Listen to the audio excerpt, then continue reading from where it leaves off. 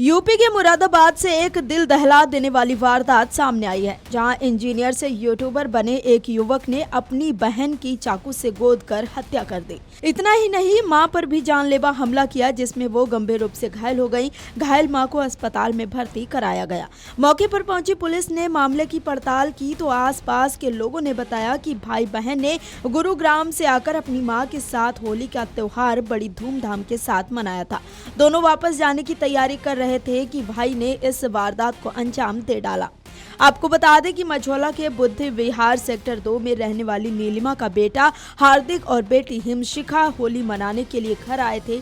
नीलिमा का कहना है कि दोनों खुश थे, कहीं कुछ ऐसा नहीं लगा कि जिससे दोनों के बीच किसी प्रकार की अनबन दिखे। दोनों ही होली के लिए नए कपड़े भी लेकर आए थे। शुक्रवार को दोनों वापस जाने की तैयारी कर रहे थे। हिमशिखा ने बैग पैक कर लिया था और मां के घर लौटने का इंतजार कर रही थी।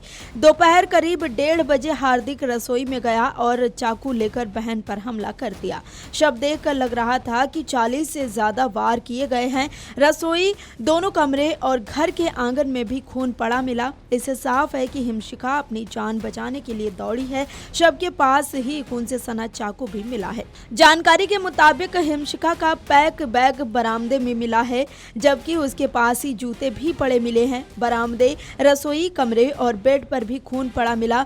घटनास्थल के हालातों को देखकर लग रहा है कि हिमशिखा ने अपनी जान बचाने को संघर्ष किया है। गर्दन, चेहरे और शरीर पर चाकू से हमले किए और कंबल में उसका शव बांध दिया। आरोपी ने युवती की गर्दन, चेहरे, पीठ, पेट पर 40 से ज्यादा वार किए। हैरानी की बात यह है कि युवती की चीखने चिल्लाने की आवाज किसी ने सुनी तक नहीं। बहन की हत्या करने के बाद हार्दिक अपनी मां को दफ्तर लेने गया। घर लाकर उस पर भी हमला कर दिया। अगर शोर शराबा सुनकर आसपास के लोग इकट्ठा न होते तो हार्दिक अपनी मां की भी हत्या कर देता।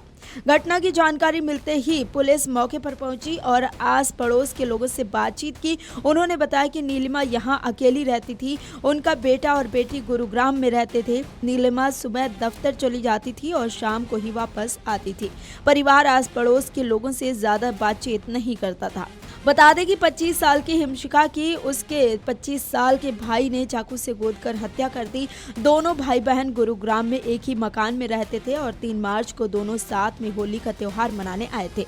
हिमशिखा एक IT कंपनी में असिस्टेंट मैनेजर थी, जबकि आरोपी भाई हार्दिक पहले गूगल में काम करता था, लेकिन 1 साल पहले उसने नौकरी छोड़ दी थी और यूट्यूबर बन गया था। अभी तक सामने आया है कि हार्दिक अपनी मां की भी हत्या करना चाहता था, इसीलिए वो उन्हें बहाना बनाकर उनके ऑफिस से घर ले आया और हमला कर दिया। शोर शराबा सुनकर आस पड़ोस के लोग इकट्ठा हुए तो वो कार लेकर भाग गया।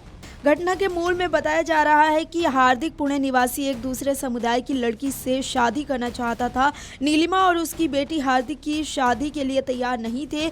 इसी बात को लेकर हार्दिक अपनी मां और बहन से नाराज था। SP सिटी कुमार रणविजय सिंह ने बताया कि बदायूं जिले के सिविल लाइंस थाना क्षेत्र के जोगीपुरा निवासी नीलिमा अपने पति के साथ 1990 में मुरादाबाद आकर बस गई थी। अभी करीब 2 साल से वो बुद्धि विहार सेक्टर 2 में गणेश पार्क के सामने किराए के मकान में रह रही थी। उनके जुड़वा बेटे और बेटी हरियाणा के गुरुग्राम में रह रहे थे। हत्या करने के बाद हार्दिक ने गेट बाहर से बंद कर दिया और मां को लेने ऑफिस पहुंच गया। उसने मां से कहा कि उन्हें हरियाणा अभी जाना है, इसीलिए घर चलो। वो अपनी मां को ऑफिस से घर ले आया। बेटी की हत्या से अनजान मां ने जैसे ही घर में कदम रखा तो हार्दिक ने गेट बंद कर लिया। आंगन में कंबल में लिपटे बेटी के शव को देखकर नीलिमा की चीख निकल गई। इसी दौरान हार्दिक ने अपनी मां पर भी चाकू से हमला कर दिया। शोर होने पर आस पड़ोस के लोग आए तो आरोपी घर के बाहर खड़ी कार में बैठकर भाग गया। लोगों की सूचना पर पुलिस मौके पर पहुंची और मां बेटी को जिला अस्पताल भिजवाया गया, जहां डॉक्टरों ने हिमशिखा को मृत घोषित कर दिया। SP सिटी कुमार रणविजय सिंह ने बताया कि आरोपी की तलाश की जा रही है। घायल महिला का जिला अस्पताल में उपचार चल रहा है। जानकारी के मुताबिक आरोपी हार्दिक दिल्ली की ओर भागा है। घटना की जानकारी मिलने के बाद मझौला थाने की पुलिस ने अमरोहा पुलिस से संपर्क किया और जोया टोल चेक कराया। वहां से CCTV कैमरों की फुटेज से पता चला है कि आरोपी पुलिस के पहुंचने से पहले ही निकल चुका था। इसके बाद पुलिस ने गढ़मुक्तेश्वर वाले टोल पर देखा, लेकिन वहां से भी निकल गया। गढ़मुक्तेश्वर के बाद उसका पता नहीं चल पाया है। वीडियो डेस्क अमर उजाला.com। अगर आप ये वीडियो YouTube पर देख रहे हैं तो हमारे चैनल को सब्सक्राइब कर बेल आइकन दबाएं और Facebook पर देख रहे हैं तो हमारे पेज को लाइक करें।